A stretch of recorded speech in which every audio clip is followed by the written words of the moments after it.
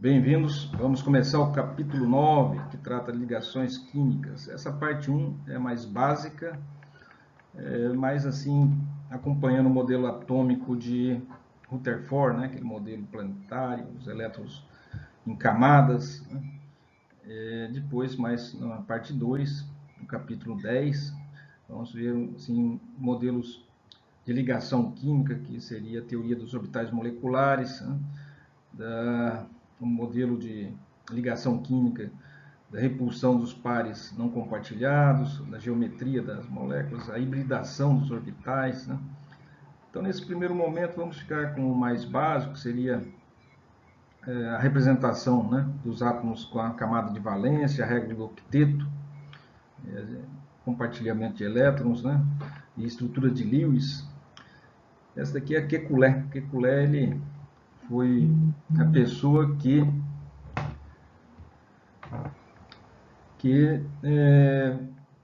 chegou à conclusão de que o benzeno, né, tinha uma estrutura cíclica e de ressonância, né? Aquele sistema de ressonância, as ligações estariam deslocalizadas.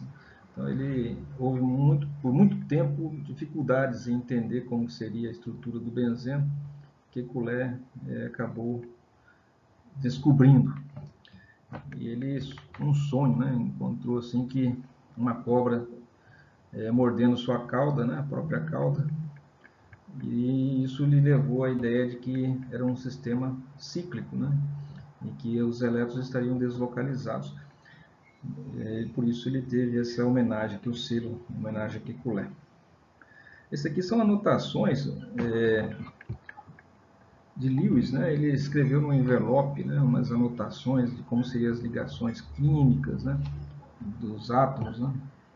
No envelope, no verso do envelope, acho que ele estava num restaurante, e veio as ideias, ele escreveu algumas anotações, são essas aqui. Bom, elétrons de valência são os elétrons da última camada, da camada mais externa. Então, são eles que estão mais disponíveis para serem doados, né, para outros átomos, ou em ligações químicas, ou receber elétrons, sempre vão para a camada de valência. As camadas internas do átomo estão menos acessíveis para ligações químicas. Então, esses são os elétrons que valem, né? Os elétrons que estão nessa camada mais externa, chamada camada de valência.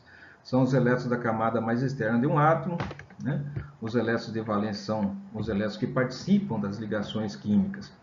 Lembre-se que os elétrons, né, de valência são os mesmos para todos, né, os elementos de uma mesma família. Por exemplo, os hidrogênio tem um elétron na última camada, na camada de valência, porque ele só tem a camada K, né, a primeira camada. Depois vem o lítio, que tem duas camadas, mas ele também só tem um elétron na última camada. Depois tem o sódio, que tem três camadas, e também só tem um elétron na última camada, na camada 3. Depois vem o potássio, tem quatro camadas, porém também só um elétron na camada de valência, na última. Assim são para todos os elementos de uma mesma família. No caso dos alcalinos, metais alcalinos são assim. Os alcalinos terrosos já tem dois elétrons na última camada. Começa com o berílio, tem o magnésio, o cálcio, o bário, o rádio, né? Todos eles têm dois elétrons na última camada. A gente já viu isso, né, na tabela periódica no capítulo anterior. Então vejam só, da família 1A, todos eles, né, os elementos, né, da família, o grupo, né, grupo 1A, todos eles acabam em NS1. Não é só se trata de camada, mas também de subcamada e orbitais. Eles têm a mesma configuração final. Por isso que eles têm as mesmas propriedades químicas, eles reagem de forma similar. Então, os elementos da família 1A todos, né, acabam em S1 e tem, portanto, um elétron na camada de valência. Os da família 2A, todos eles acabam em NS2. Esse N é o número quântico principal, né, que corresponde ao período, né, em que o elemento está. Então, se ele estiver no segundo período da tabela, esse N seria 2. Né? No segundo período da tabela, temos o lítio. Logo, no primeiro período temos hidrogênio. No terceiro período temos o sódio. Né? Esse N, então, portanto, é o número do período ou o número quântico principal, porque a tabela foi organizada de forma a obedecer, né, as distribuições eletrônicas em níveis e subníveis. E as propriedades se tornam periódicas porque cada vez que você preenche um nível, né, ele simplesmente é um nível mais externo, mas eles repete né, todo o preenchimento de níveis do período anterior. Então a família 3A, que é a família do boro, ele já tem um elétron no orbital P, né? Tem dois elétrons no orbital S e um no P, né? Que seria subnível P, que tem 3 orbitais P, Px, Py e Pz. Então o número de elétrons total é 3, né? Sendo que está 2 no S e 1 no P. Aqui sempre lembrando, né, que existe o fato de ter um elétron a mais no orbital P, às vezes para alguns átomos ele tem uma facilidade adicional em perder esse único elétron aqui, né, que lhe confere mais estabilidade. A família 4A é a família do carbono. Tem 4 elétrons na última camada. Eles são configuração final, né? Ns2, Np2. Toda a família do carbono seria carbono, depois tem o silício, né? Tem o galho, o germânio, né? E o estânio e o chumbo. Então são todos eles lá da família 4A. Todos eles têm 4 elétrons na última camada. O 5A é a família do nitrogênio, tem todos 5 elétrons na última camada. Nitrogênio, fósforo, né? O arsênio, o antimônio. Depois vem o 6A, que é do oxigênio. Tem oxigênio, enxofre, selênio, telúrio, polônio, né? Que seriam os elementos da 6A. Todos eles têm 6 elétrons e a configuração deles na camada de valência é essa. Notem que a estrutura atômica, né? A estrutura atômica ela previa as propriedades dos elementos e previa a estrutura dos átomos, serviu para organizar esses átomos na tabela periódica. E, por sua vez, essa estrutura atômica, né, a configuração eletrônica dos elétrons em volta do núcleo, previu o comportamento químico deles. Então, eles têm comportamentos químicos semelhantes. Então, uma coisa serve para explicar outra, né? A ciência vai construindo degraus, né, sobre os quais você constrói um novo. E a 7A é a família do halogênio, que tem o flúor, cloro, bromo, iodo e astato. E finalmente a 8A, né? A família 8A é dos gases nobres, aqui, né? Que tem as últimas camadas completa. Esses elementos, uma maneira didática, né, prática, e para resolver muitas questões de química e compreender muitas ligações químicas de uma forma mais básica, se usa as estruturas de Lewis. Estruturas de Lewis, né, os elementos representativos, que são esses em verde aqui, né, e dos gases nobres, que é a família 8A. Você lembra que esse aqui é o bloco S, né, S1, S2, aqui S2P1, S2P2, P3, P4, P5 e P6. Então aqui, para os gases, né, para esses elementos representativos, é muito prático, né, usar as estruturas de Lewis. Estruturas de Lewis mostram apenas os elétrons da última camada. Então, o hidrogênio só tem um elétron na última camada, o lítio também, então só coloca um pontinho do lado, né? É claro que esse último elétron está na última camada, significa que as camadas internas estão preenchidas, né? O berílio tem 2, né? Bem fácil de relacionar. Bom, ligação iônica. A ligação iônica, né, é a força eletrostática, né, de polos de sinais contrários, né? Positivo atrai negativo, né, e vice-versa. Então, os átomos se atraem por atração elétrica. Um átomo perde um elétron e fica com uma carga adicional, né, uma carga positiva, porque ele está em equilíbrio. O número de prótons no núcleo é igual ao número de elétrons na eletrosfera. Então, o número de cargas positivas é igual sempre ao número de cargas negativas. Agora, os elétrons, como sabemos, eles estão girando em volta do núcleo e pode acontecer de um elétron sair do átomo e daí dá um desequilíbrio, perde uma carga negativa, consequentemente, né, o átomo vai ficar com uma carga positiva adicional, porque no núcleo o número de prótons não muda, né, o número de prótons, o número atômico, né, não muda. Então, isso acontece de um átomo, né, perder elétron para outro átomo. Por quê? Porque um átomo às vezes não tem afinidade eletrônica, vimos lá afinidade eletrônica, né, o estudo da tabela periódica, não tem afinidade eletrônica tão grande quanto um átomo, né, um outro átomo. Sempre cada átomo tem uma afinidade eletrônica distinta entre eles. Mesmo os elementos que querem perder elétrons, os metais, uns têm mais afinidade do que outros. Daí quando você coloca um elemento metálico, um elemento qualquer, perto de outro elemento, às vezes o primeiro elemento não tem tanta afinidade eletrônica pelos seus próprios elétrons, quanto o outro, né, elemento tem afinidade.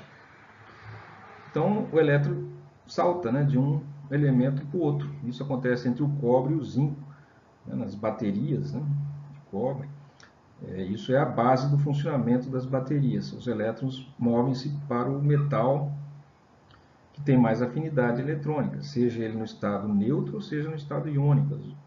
É claro que no estado iônico, quando um cátion sempre tem mais afinidade eletrônica do que o seu átomo neutro. Então, isso faz com que alguns átomos fiquem positivos e outros negativos. Sabemos que quem tem maior afinidade eletrônica e maior energia de ionização são os não metais. Eles têm mais afinidade eletrônica. E a afinidade eletrônica é o quê? É a tendência deles adquirirem elétrons extras, né, além dos que eles já têm. E o que é energia de ionização? É a tendência que eles têm de reter os próprios elétrons. Quanto maior a energia de ionização, mais difícil é retirar um elétron de um átomo. Então, é a medida de quanto eles retêm seus próprios elétrons. Né? Então, energia de ionização aumenta com o caráter não metálico, ou seja, os elementos não metálicos têm maior energia de ionização e têm maior afinidade eletrônica. E os elementos metálicos têm menor afinidade eletrônica, têm menor energia de ionização. Então, quando um elemento distinto se encontram, um com mais afinidade eletrônica que o outro, os elétrons saltam, né, de um elemento para o outro. Daí um fica positivo, o outro fica negativo. E a partir desse momento, eles tendem a se atrair por atração elétrica. Notem que essa ligação que se dá por atração elétrica, ela não é direcionada. Né? A atração vem de todas as direções. O cátion atrai as cargas negativas que estão em seu entorno, né? Qualquer direção. Então, normalmente eles se vê cercados, né? Os cátions se veem cercados por ânions, né? Que são elementos com carga negativa. E vice-versa. Os ânions se veem cercados de cátions, que são atraídos. Então, você não pode dizer que um determinado cátion está precisamente ligado a um determinado ânion que está à sua direita apenas, ou à sua esquerda. Ele está cercado, né, de seu íon contra íon, né, seu íon de carga oposta. Então, ligação iônica é isso. Por exemplo, aqui, vamos, né, exemplificar com lítio. O lítio é da família 1A, tem um elétron na última camada. Lembrem-se que essa tendência também de perder ou ganhar elétron obedece principalmente para os elementos representativos e principalmente para os do segundo período. Eles têm tendência a adquirir uma configuração de gás nobre. Isso é uma tendência geral, né? Mas se aplica uma regra chamada regra do octeto, que é ficar com 8 elétrons na última camada. Ou se não com uma, né, configuração de gás nobre, entre outros o hélio tem 2 elétrons na última camada, então seria para alguns elementos a regra do dueto, né, ficar com a configuração do hélio, que seria o hidrogênio precisaria de ganhar um elétron para ficar com 2, igual ao hélio, e o lítio precisaria perder um elétron também para ficar com 2 elétrons na última camada, parecido com o hélio. O próprio berílio teria que perder 2 elétrons para ficar com a configuração do hélio, que a gente chama de ficar com configuração isoeletrônica, com a mesma configuração dielétrica, né, dos elétrons, né, na periferia.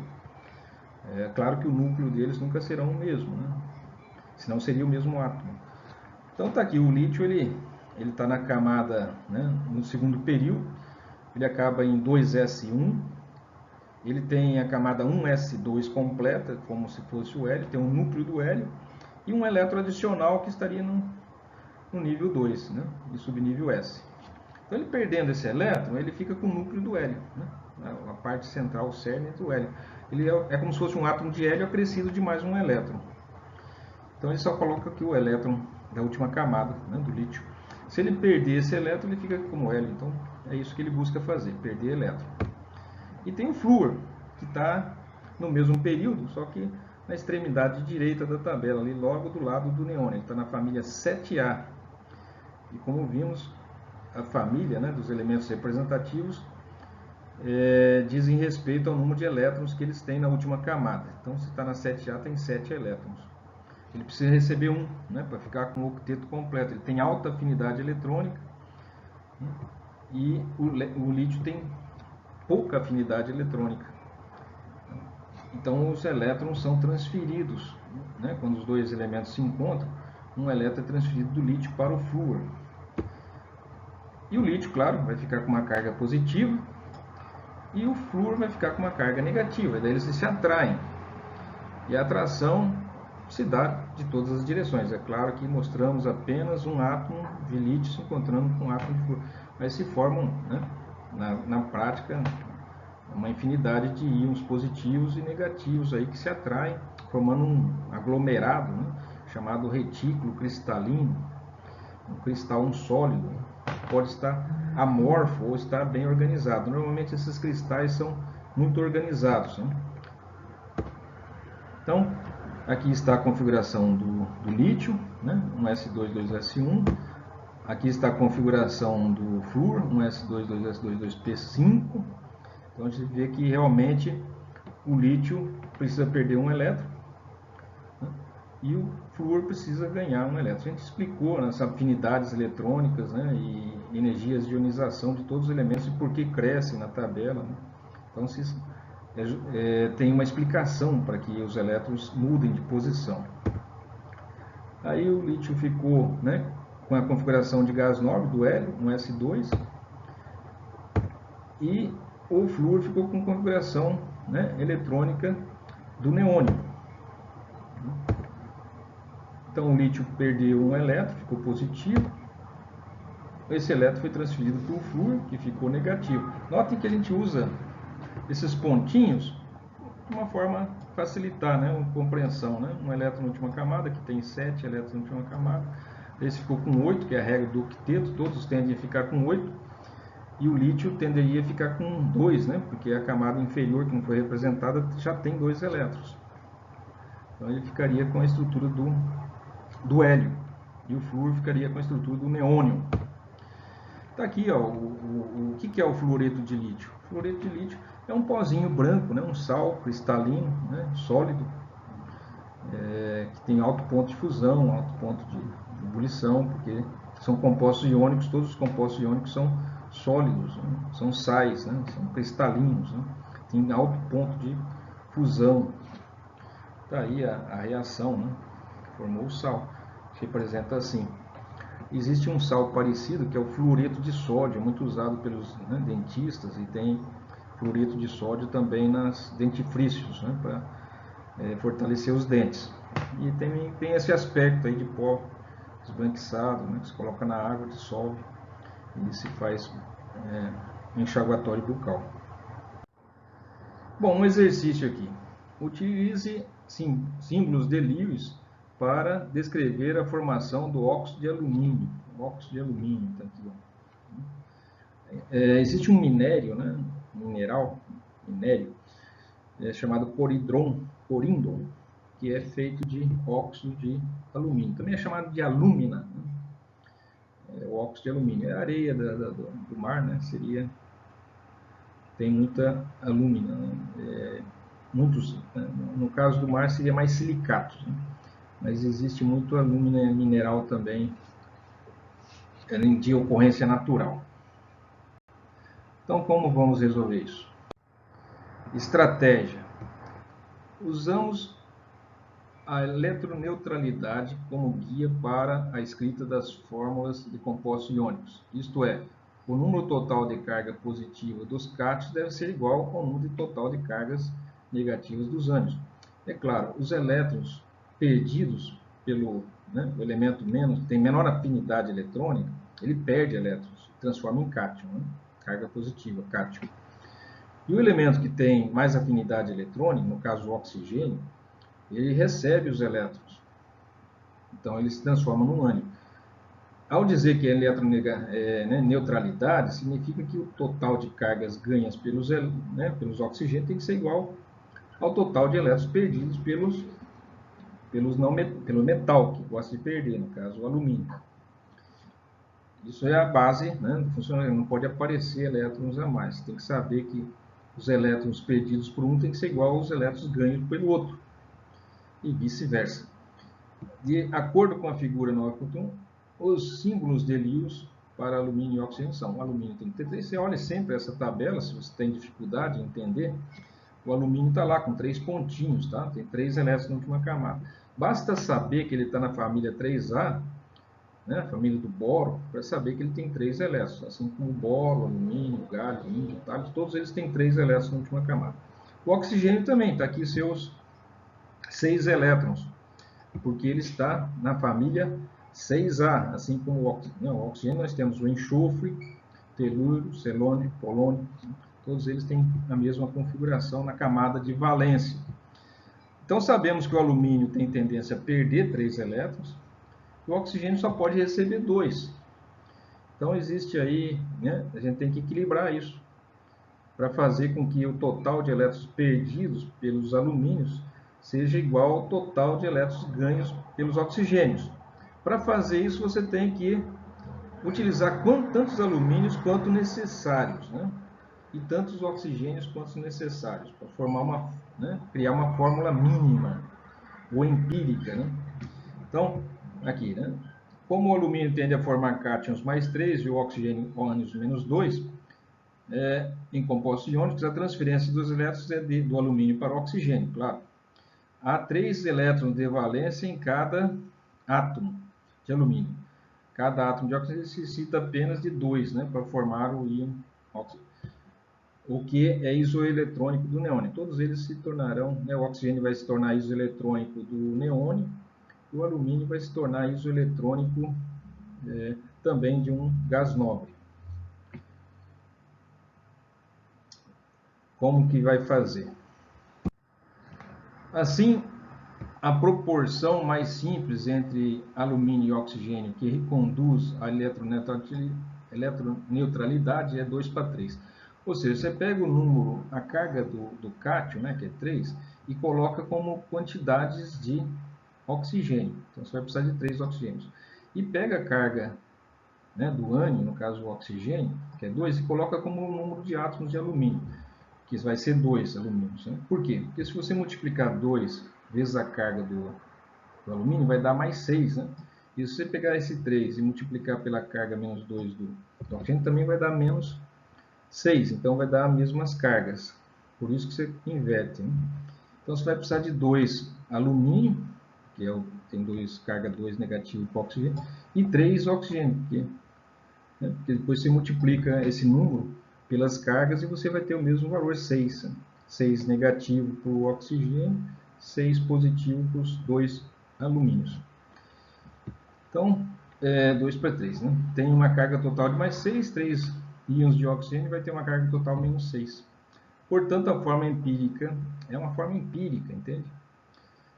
O alumínio está formando um retículo cristalino, um sólido, em que os oxigênios são atraídos pelos alumínios e vice-versa. Você não pode dizer exatamente qual é o alumínio que está ligado com qual oxigênio. Eles simplesmente se aglomeram, se juntam, se aproximam.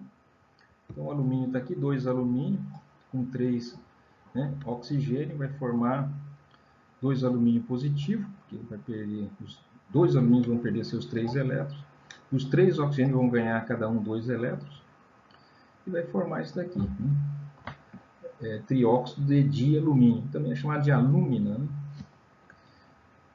certifique-se de que o número de elétrons de valência é o mesmo em ambos os lados da equação. O subíndice em 2 e 3 estão reduzidos ao menor número inteiro possível. Tem que ser o menor número, né? Existe no cristal, né? Existe uma infinidade de átomos de alumínio cercado por uma infinidade de átomos de oxigênio. É um retículo cristalino, é um aglomerado. Mas estão na proporção de 2 alumínio para cada 3 oxigênio. Naquele aglomerado, naquele sólido, né?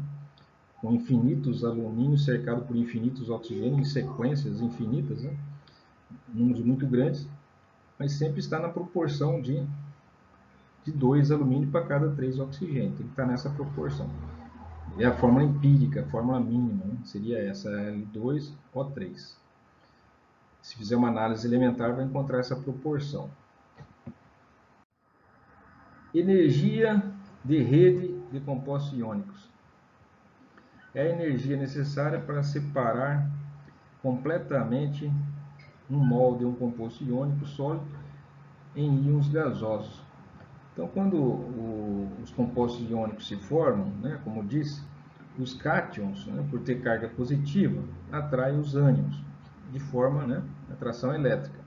Ela não é direcionada, ela atrai de todas as direções do espaço. Então, os íons se aproximam do cátion, né, e os ânions se aproximam dos cátions, assim como os cátions se aproximam dos ânions, formando aí uma rede de cristalina, né, uma rede de átomos que fica a uma certa distância, numa certa disposição espacial. E daí precisa de uma energia para separar eles, né, para voltar a separar um cátion de um ânion. Precisa de uma energia. Essa energia é a energia latícia, né, chamada com Nu. Então essa é a energia necessária para separar até eles ficarem tão distantes quanto no estado gasoso. No estado gasoso, um íon está tão distante do outro que não sofre mais atração por ele, né? Eles estão a grandes distâncias no estado gasoso. Então, essa energia, na verdade, é a energia necessária para... né? Você pega um certo número de átomos no estado, né, de um composto iônico, você aquece ele até... né, vai fornecer energia até transformar, vaporizar esse sólido iônico. E depois você divide a energia que você usou para vaporizar pelo número de íons que se separaram, que se passaram para o estado de vapor, né? E essa energia vai ser a energia que em cada um dos íons tinha, né, era mantido próximo do outro. Seria a energia que mantinha um íon próximo de outro. Essa energia latícia. Então, a energia necessária que mantém duas cargas próximas uma da outra pela lei de Coulomb, né? Atração elétrica, né, entre cargas e sinais opostos, é a carga, né, o valor de uma carga multiplicado pelo valor da outra carga, né, a carga positiva, multiplicado pelo valor da carga negativa, dividido pela distância que separa as cargas, que é chamado R, né, que é o R, seria o raio, né, o raio atômico, né, dos íons, multiplicado por uma constante fixa, né? Então, essa é a energia que atrai, né, que mantém os elétrons próximos, né? Se você tentar afastar eles, você tem que gastar uma energia. É como se fosse um elástico. Eles querem ficar próximos, você tem que fazer força para esticar. Chega um momento que eles estão tão distantes que eles já não sentem mais a atração, já se dissolve. É como se o elástico tivesse rompido, né? E daí você tem eles livres. Mas para fazer isso precisa de uma energia. E a energia potencial, que é a carga do cátion, Q menos é a carga do ânion, R é a distância entre os íons, né? Seria uma espécie de raio entre os núcleos, né, dos íons, seria a distância entre o núcleo do cátion até o núcleo do ânion, que eles estão próximos aí, mas a eletrosfera deles é que estão mais em contato, os núcleos estão distantes, um núcleo de um cátion de um ânion. Temos aqui alguns exemplos, né? o fluoreto de magnésio, a energia de rede, né, em kilojoules por mol, é 2.957 quilojoules para cada mol. Né? Sabemos que o mol é fácil calcular a massa molar do fluoreto de magnésio. Do óxido de magnésio é 3.938, é um valor superior, aproximadamente 1.000 quilojoules a mais, né, do óxido de magnésio. Então aqui nós temos uma carga positiva, né, duas cargas positivas do magnésio cercado por dois fluoros, cada fluoro com uma carga negativa. Aqui no caso o óxido, né, de magnésio, nós temos uma carga positiva do magnésio, duas cargas positivas do magnésio e duas cargas negativas do oxigênio. Quanto maior o número, né, a carga, maior é a atração também, né, pela própria equação você vê. Então se você tiver, por exemplo, né, nitreto de alumínio, certamente vai ser 3 cargas positivas e 3 cargas negativas. Né? Nitreto, carga 3 negativa, e alumínio, 3 positivas. Então, isso também influencia na energia. Fluoreto de lítio e cloreto de lítio.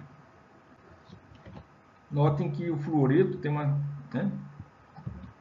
um valor superior, 1036 quilojoules por mol, enquanto o cloreto 853. Ambos têm uma carga positiva e uma negativa. Só que o flúor tem uma afinidade eletrônica maior do que o cloro. Certo?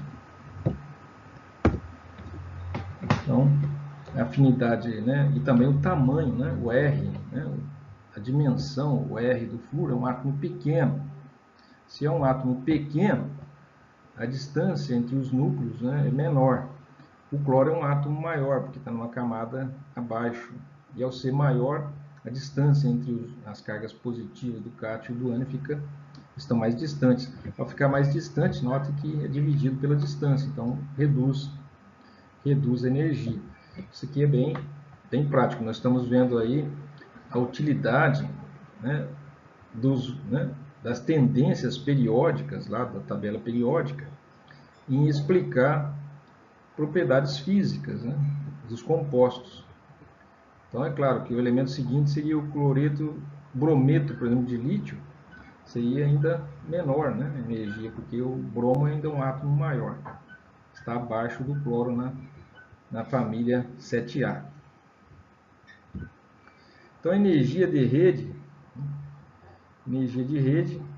que é essa energia que acabamos de ver aí, representada por U, aumenta quando a carga aumenta, né, como nós vimos aqui com o oxigênio, tem carga 2, né, e o magnésio carga 2 aumentou bastante. Então, com o aumento das cargas aqui, ó, eles aumentam.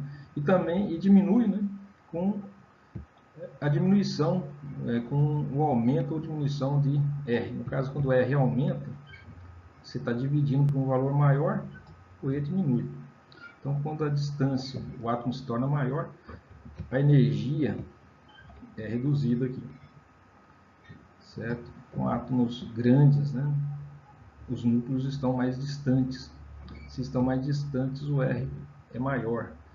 E daí, dividindo as cargas por um R maior, certamente vai dar um valor de energia menor. Então, isso daqui ajuda a entender, de certa forma, essa energia tem a ver com o ponto de fusão. Então, elementos que têm energia de rede menores têm ponto de fusão mais baixo. Compostos que têm energia de rede mais elevados têm ponto de fusão mais elevado. Então você já sabe algumas propriedades simplesmente conhecendo aí, né, algumas características gerais, né, que se aplica a todos os compostos iônicos que você possa imaginar, que se possa construir, você já tem uma ideia de como seria o ponto de fusão, como seria essa energia, né, de rede. Bom, não se sabe, não existe método experimental direto para determinar a energia de rede. A energia de rede, como vimos, né, depende de uma ligação do lítio iônico, né, gasoso, com flúor iônico, né, gasoso, para formar o fluoreto de lítio sólido. Então essa é a energia de rede. Mas como que se faz para obter lítio no estado iônico gasoso e flúor gasoso? Não há um método experimental direto para fazer. Aí se lançamos mão aí da lei de Hess, né? Lembra? Né? A entalpia de formação das diversas etapas. E usando esse ciclo de Bohr-Haber para determinar essa energia. Então, por exemplo, não sabemos então essa daqui, essa fase da, né, essa reação aqui de lítio gasoso mais flúor gasoso para dar fluoreto de lítio sódio. Mas sabemos, por exemplo, quando pegamos o lítio sólido e o gás flúor, né, o flúor gasoso, quando reagimos esses num calorímetro, a gente faz essa reação, né, em condições normais de temperatura e pressão. O lítio é zero, o flúor é zero, né, são elementos nos seus estados padrões naturais, condições normais de temperatura e pressão, e daí quando você faz a reação entre esses dois elementos em seu estado, né, natural, um calorímetro, você obtém esse valor, certo? Também temos como calcular a energia para passar o lítio para o estado de gás, ou seja, aquecer o lítio até ele se transformar em estado gasoso. Também se mede isso aí em aparelho. Também tem, experimentalmente, tem como fazer isso. A mesma coisa tem como você quebrar, né, uma molécula de flúor em átomos de flúor isolados, certo? Ou seja, quebrar a ligação de dois átomos de flúor que formam moléculas de flúor, né, para formar átomos de flúor gasoso. Também tem como se fazer isso, tem como calcular isso daí, tem como se obter esse valor experimental. Está aqui. Também, uma vez lítio no estado gasoso, se você coloca ele numa ampola de tubos de raios catódicos, você tem como saber qual a energia dos elétrons do tubo de raios catódicos capaz de ionizar o lítio. Isso aqui é a energia de ionização do lítio, né? Energia de ionização, que é um valor que se obtém experimentalmente. Tem aqui o valor. Seria a energia necessária para retirar um elétron do átomo de lítio. Também existe a afinidade eletrônica, né, que se obtém experimentalmente. Por exemplo, um átomo de flúor no estado gasoso receber um elétron. Ele é um valor negativo. E esse valor negativo significa que a reação é exotérmica, né? Exotérmica. Sabemos que a afinidade eletrônica é o inverso, né,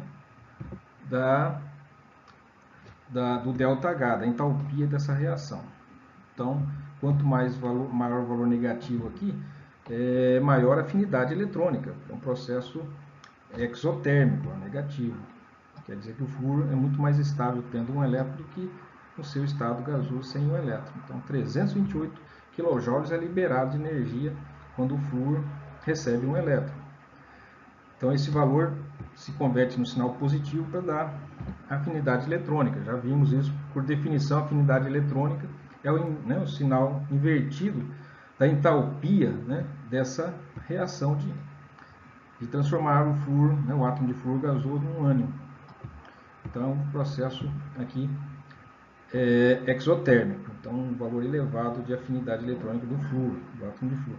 Então, agora usando, né, esses valores todos adequadamente, através da lei de Hess, que a gente já viu, né? Quem tiver dúvida sobre isso, volte lá atrás, é importante.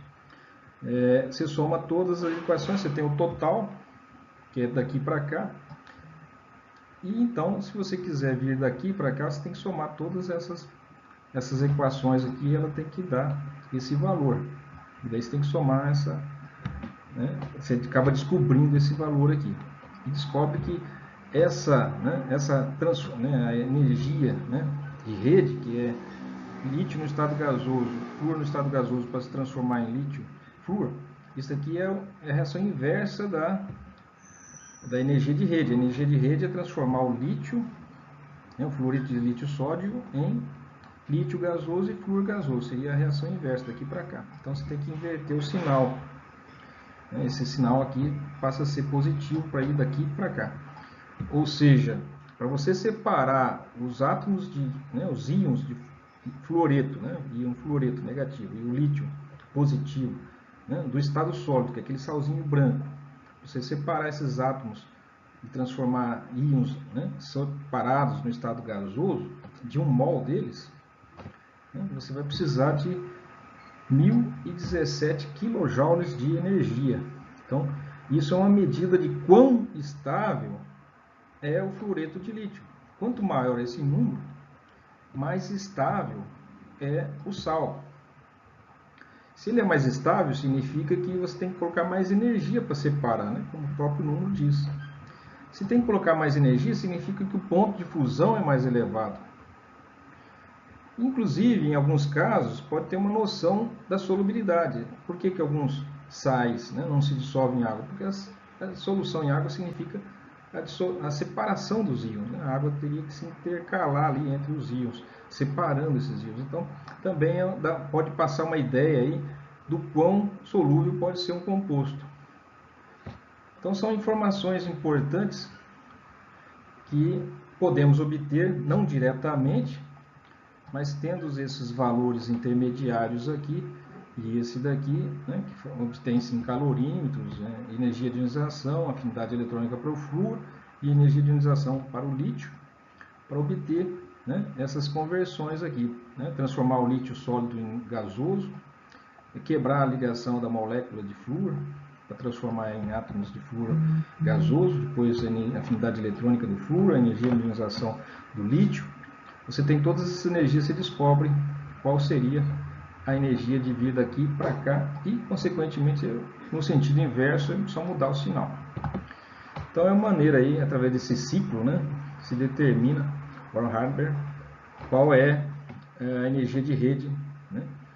E essa energia de rede explica também certas reações químicas. Por que, por exemplo, o cloreto de magnésio, o óxido de magnésio tem uma energia de rede maior, né? Por que a reação acontece? Então, o ganho de energia na formação desse sólido compensa a retirada de elétrons, a ionização. Às vezes, uma segunda ionização do oxigênio, né? Sabemos que o oxigênio tem uma tendência de ganhar elétrons, né? Tem uma afinidade eletrônica. Para ganhar o primeiro elétron, para ganhar o segundo elétron, ele já não tem afinidade eletrônica, mas a energia que vai ser ganho depois com a formação a energia de rede do complexo, né, do sal, óxido de magnésio, vai compensar a retirada, né, o ganho de um segundo elétron do oxigênio. Então existe aí, em termos energéticos, se explica por que se formam alguns compostos, né, o ganho que se tem, né, na energia de rede do produto final. Compensa as afinidades eletrônicas extras, as ionizações extras, que muitas vezes poderia não se explicar de outra maneira. Por que o oxigênio só não ganha só o primeiro elétron? Né? Por que o sódio não perde 2 elétrons em vez de perder apenas 1? Porque para você tirar o segundo elétron do sódio, ele tem uma tendência natural de perder o primeiro elétron, né? Que a energia de ionização dele é muito baixa. Mas por que ele não perde mais um? Porque a energia de ionização do segundo elétron para um átomo de sódio é muito elevada, mesmo formando um composto, né, iônico de energia de rede elevada, não vai compensar energeticamente. Então não acontece.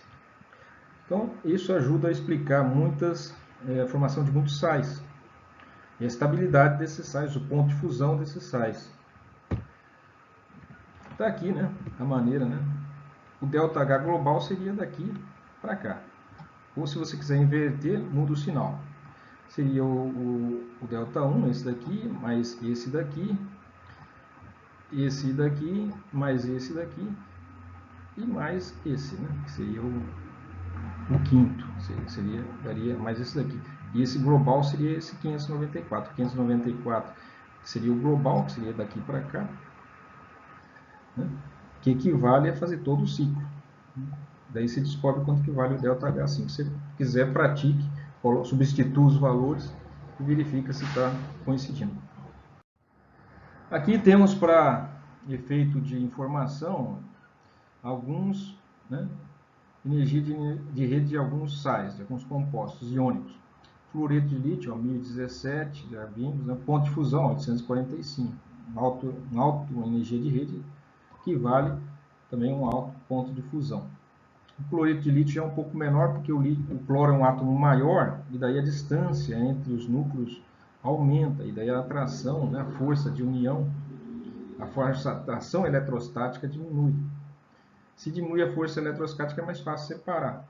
Se eles não estão, a força de atração não é tão grande, a força para retirar, né, separar eles é menor. O bromo é menor ainda, porque o bromo é um átomo ainda maior. E o lítio ainda é maior. Né? Na família dos halogênios, o flúor está no segundo período, o cloro no terceiro, o bromo no quarto e o iodo no quinto período. Então, um átomo muito maior o iodo. Então, diminui bastante. O cloreto, o sódio já é quase do mesmo tamanho está no mesmo período. Então, seriam átomos assim do mesmo período. E aqui são de períodos diferentes. O lítio está no segundo e o cloro, né, também está no segundo. Aqui o sódio está no segundo período, no terceiro período, e o cloro está no segundo. Então, eles têm 788, aqui tem 828. Quando os átomos têm tamanhos mais próximos, eles se fundem melhor, se ligam melhor. Quando um átomo é muito maior que o outro, o cátion é muito maior que o ânion e vice-versa, a interação não é tão boa. Também o tamanho, né, os raios, né, a distância entre os núcleos é importante. Então está aqui alguns cloreto de potássio, 699, brometo de potássio e iodeto de potássio. À medida que o átomo vai aumentando, o iodo é maior que o bromo, que é maior que o cloro, que é maior que o flúor. Né? 699, 689, quando os dois átomos têm aproximadamente o mesmo tamanho, contribui para a interação. Quando você tem duas cargas, né, duas cargas positivas, a atração de duas cargas positivas por duas cargas negativas nos mesmos átomos, a uma distância pequena, também a interação, né, é maior. Que é diferente com o sódio, porque o sódio seriam dois átomos separados, né? Então a distância se distribui entre dois átomos. Aqui as duas cargas positivas estão no magnésio, num único átomo. Aqui em cada carga positiva está num sódio. Aqui cada carga negativa está num cloro, né? Tem valores próximos. Então aqui estão os pontos de fusões que tem uma certa correlação com, né, a energia de rede, que ajuda a explicar por que alguns compostos são viáveis e outros não. Né? Você pode desenhar aí um cloreto de magnésio com apenas um cloro. Por que não se forma um cloreto de magnésio? O magnésio só doando um elétron. A segunda energia de ionização do magnésio é elevada. Por que ele não perde só um elétron? Por que ele perde dois se o segundo elétron é tão difícil de tirar? Né? O magnésio precisa de mais energia. Porque a energia da rede, que vai se formar, o retículo, a energia que se produz, né, que se ganha, é muito mais elevada do que a energia necessária para tirar um segundo elétron do magnésio. Por isso que se torna viável. Mesma coisa com o magnésio e o oxigênio. O oxigênio, por que ele não só ganha só um elétron do magnésio? Por que ele tem que ganhar dois? Né? A energia é muito elevada, a energia quando ele perder dois. Né? Então essa energia compensa a retirada de um segundo elétron do oxigênio para formar um óxido com carga de menos 2. Né? Então isso tudo se deve, né, à energia de rede, a explicação para a formação desses compostos. Aqui nós temos um caso interessante, que é o composto iônico mais comum e mais usado no planeta, que seria o cloreto de sódio, que é o sal de cozinha. A gente usa cloreto de sódio para alimentação, lembramos bem, né, como que vem, mas o sal de cozinha também se obtém de minas, né, subterrâneas aí, que foram mares antigos que secaram, e o sal se depositou no fundo e depois foi subterrado, né, com movimentos aí tectônicos, e o sal ficou debaixo da terra. Daí se formou minas, sal-gema que chama, né? E eles são explorados, normalmente são centenas de metros de sal, depósitos muito grandes. E daí se tira, e se processa e se comercializa. Existe também o sal obtido das salinas, evaporação da água do mar. Então, aqui no Rio Grande do Norte temos muito disso. E o uso do sal serve para quê? O sal apenas 3% é usado como sal de cozinha para alimentação. A alimentação animal já vai 4%, né? Se coloca aí para o gado, principalmente. Fusão de gelo nas estradas, 17%, ou seja, é usado em países frios, né? Que tem nevascas, a neve se forma nas estradas, para derreter essa neve se joga sal. O sal derrete, né, contribui para derreter o gelo, força o derretimento do gelo. Nesse forçar o derretimento, a temperatura da mistura gelo com sal, a temperatura baixa próximo de 18 graus negativos. Então, ele derrete, força o derretimento do gelo, mas a temperatura baixa muito, vai para 18 graus abaixo do zero, uma mistura de gelo com sal. Então, o dia que você quiser obter temperaturas abaixo de zero e você só tem gelo, coloca sal e quebra bem o gelo, pica bem e coloca bastante sal grosso e escorre a água e deixa ali, que vai formar uma mistura criogênica, né? E a temperatura vai abaixar em torno de 18 graus abaixo de zero. E também vai acelerar o derretimento, vai acabar derretendo o gelo mais por um certo tempo você vai ter essa mistura criogênica. Fabricação de produtos químicos, 4%, produção de carbonato, de carbonato de sódio. Também é usado na indústria alimentícia de carnes, né, fazer conserva, carne salgada para conservar a carne. Temos o Ramon Serrano, né, temos o charque, né, temos a carne de sol, temos vários produtos que são conservados no sal. Tem indústria têxtil, corante, borracha, petróleo. Se coloca água salgada dentro dos poços de petróleo para expulsar o gás, né, entre outras coisas. Ele produz também cloro, o cloro gasoso é obtido por eletrólise do sal. Eles fundem o sal, aquecem o sal até ele virar um líquido a altíssima temperatura, colocam os eletrodos, de um lado vai sair cloro gasoso e do outro vai sair sódio metálico. O sódio metálico que vai se formando, você pode usar ele para fazer carbonato de sódio, reagir com CO2 atmosférico, né, formar carbonato de sódio. Pode jogar o sódio metálico na água para formar hidróxido de sódio, que é a soda cáustica. Também se jogar esse mesmo sódio colocando na água, vai produzir, além de soda cáustica, vai produzir hidrogênio. Então você tem vários subprodutos aqui que podem ser obtidos a partir do cloreto de sódio. É claro que o cloreto de sódio também é um produto que prejudica as plantas, né, e ao ambiente. Então tem uma preocupação aí com o ambiente, né, produção de grande quantidade de sal, principalmente usado para degelo nas estradas, acaba prejudicando as plantas. Bom, aqui vemos agora um novo tipo de ligação, a ligação covalente. Enquanto a ligação iônica havia uma transferência efetiva e definitiva de um elétron de um átomo de menor afinidade eletrônica para um átomo de maior afinidade eletrônica, ou seja, de um átomo que tinha uma energia de ionização baixa, precisava de pouca energia para tirar o elétron, para um elemento que tem alta energia de ionização, ou seja, não quer perder elétrons, mas sim tem afinidade eletrônica elevada, quer ganhar elétrons extras, né? Como o flúor, por exemplo. Então, nesse caso, é em ligações iônicas, né? Há transferência de elétrons.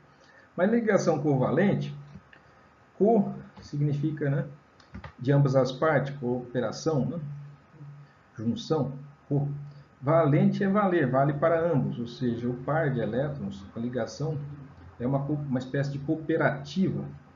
Cada átomo entra com um elétron e o par formado pertence a ambos. Então é contabilizado como se fosse tanto de um quanto de outro. Então chega aí um átomo de cloro ou e um outro átomo de hidrogênio. Cada um precisa de ganhar um elétron. O hidrogênio precisa ganhar um elétron para ficar configuração de gás nobre, o hélio. E o cloro também precisa ganhar um elétron para ficar com configuração do neônio, que é um gás nobre. Então ambos precisam de um elétron. Eles fazem uma cooperação, por assim dizer. Cada um entra com um elétron e daí se forma um par que passa a valer para os dois. Então, se chama covaler, vale para ambos, né? E cada ligação dessa, cada compartilhamento de um par desses, vale para, é como se cada um átomo ganhasse o elétron do parceiro. Uma cooperação, solidariedade na química. Então, é isso que constrói as moléculas que nos mantêm vivos. Uma ligação covalente é uma ligação química em que dois ou mais elétrons são compartilhados por dois átomos. Um par, né, mas pode haver mais de um par de elétrons compartilhados dessa forma, até 3 entre dois átomos. Então, por que dois átomos devem compartilhar elétrons? Está aqui um flúor, tem 7, tem outro flúor com 7. Se eles pegarem e cada um entrar com um elétron e formar um par, esse par compartilhado vai valer para ambos, de forma individual. Você contabiliza o elétron do outro como sendo seu, e o outro átomo também faz o mesmo. Né? Então, eles se unem. Tá? Esse par de elétrons que está aqui entre eles é contabilizado como se fosse do flúor da esquerda quanto o flúor da direita. E daí eles têm a regra do octeto, né, satisfeita, ou seja, a configuração de gás nobre. É isso que os átomos pretendem, né? Ficar com configuração de gás nobre. Então aqui tem 7 elétrons, o outro também tem 7. Esse átomo tem 8, contabilizando o par formado, e o outro também tem 8, contabilizando o par formado. Então esse par que fica aqui na área de intersecção pertence a ambos, né? Então, ambos os flúores. E dessa forma eles obtêm aí a sua configuração eletrônica de gás nobre.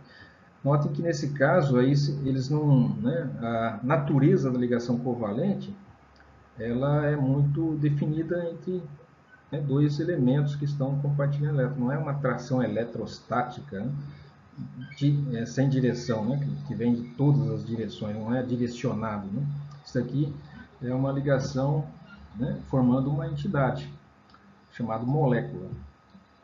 Lá nós temos um retículo infinito de cátions alinhados com ânions, né, que se atraem, né, formando sólidos. Né? Então é diferente. Aqui uma molécula ela pode passar para o estado gasoso, né, o estado líquido, né? Ela se separa do resto. Não tem tanta atração, nada mantém ela ligada a outros átomos de flúor, de forma muito forte. Eles estão relativamente livres para se mover no espaço, essas moléculas. Então a estrutura de Lewis é assim, né? Mostrando as bolinhas. Né? Às vezes usa a bolinha por um dos átomos para fazer distinção, usa xizinho, né, do outro, para mostrar quais são os elétrons que pertencem a um, qual que pertence ao outro. Aqui ficaria um xizinho e uma bolinha, né, para mostrar que o par, um elétron veio de um e o outro elétron veio do outro átomo de flúor. Aí a estrutura de Lewis, né, se mostra assim. Só que em vez de fazer, né, desse jeito, para não ficar muito trabalhoso, simplesmente faz um traço. Esse traço representa esse par de elétrons na intersecção aqui. Então você tem que enxergar esse traço como sendo um par de elétrons. Se quiser colocar um pontinho de um lado, um pontinho do outro, é sobre o traço, né, para visualizar. Enfim, é um par de elétrons compartilhados.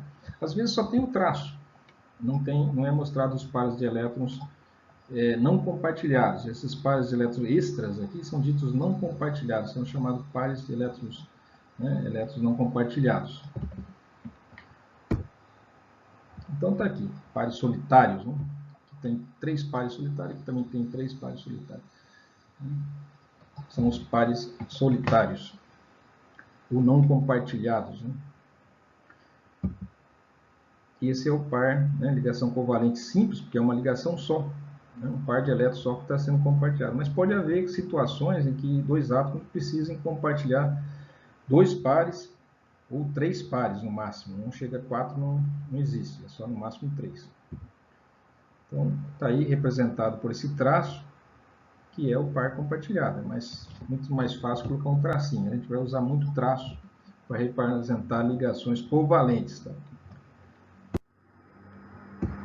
Vamos ver agora a água, que é o elemento mais abundante e importante da nossa da natureza, que seria formado por hidrogênio e oxigênio. Aqui as estruturas de Lewis, hidrogênio, mais um oxigênio, está aqui os elétrons do oxigênio. Você pode dispor esses elétrons, né? São 6 elétrons do oxigênio em qualquer disposição. Se quiser colocar um par em cima, um par embaixo, um à direita e outro à esquerda, né? Da melhor maneira.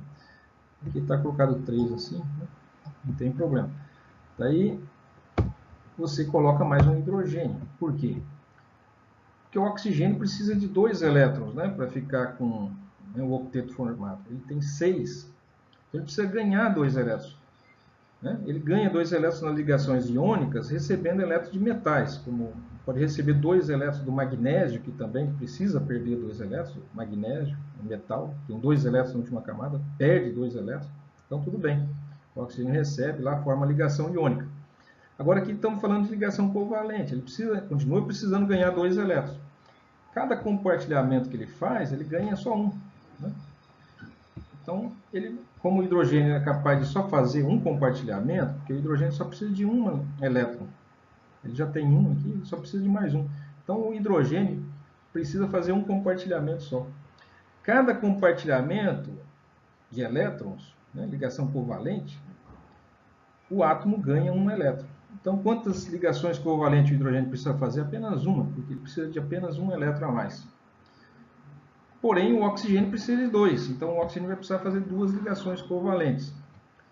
Como cada hidrogênio só pode fazer um, vai precisar de 2 hidrogênios. Né? Então, você coloca 2 hidrogênios. Aqui formaria uma ligação covalente, aqui formaria outra ligação covalente. Um tracinho para cá, um tracinho para cá.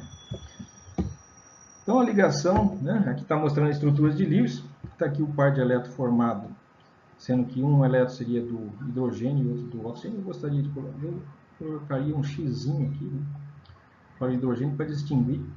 E aqui teria um xizinho do hidrogênio e uma bolinha do oxigênio aqui vivo também.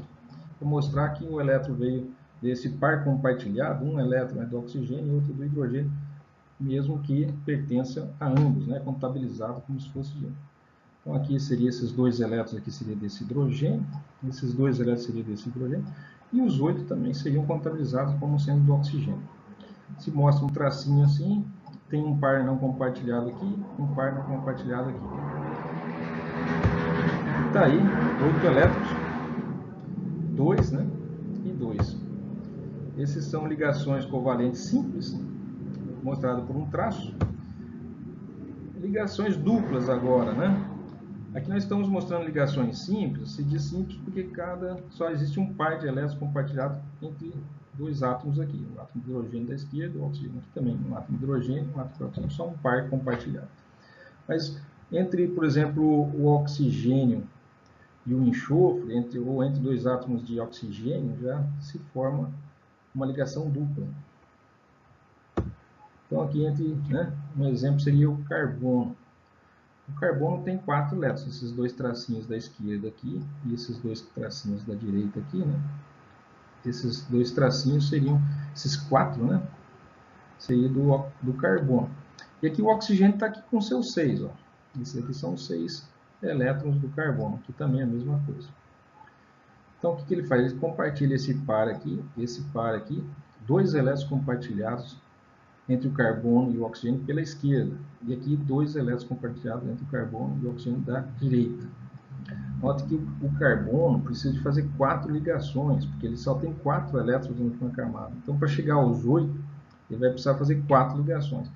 Isso que caracteriza o carbono como um elemento muito importante na química orgânica, pela esse máximo de ligações covalentes que ele necessita fazer. Então ele se liga muito, 4 ligações, né? O máximo de ligações para compostos representativos.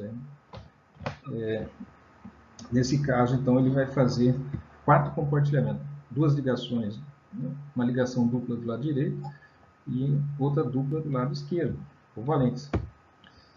Então você pode mostrar com, né, 2 tracinhos aqui, 2 aqui. Note que esses 8, né, esses 4 aqui, elétrons pertencem ao carbono e ao oxigênio da direita. Aqui esses 4 pertencem ao carbono e ao oxigênio da direita, né, aqui da esquerda. Então, você contabiliza 8 para o carbono e contabiliza 8 para o oxigênio da direita e 8 para o oxigênio da esquerda. Então, eles tem seus octetos completos, né? Se representa cada par desse por um tracinho, tá?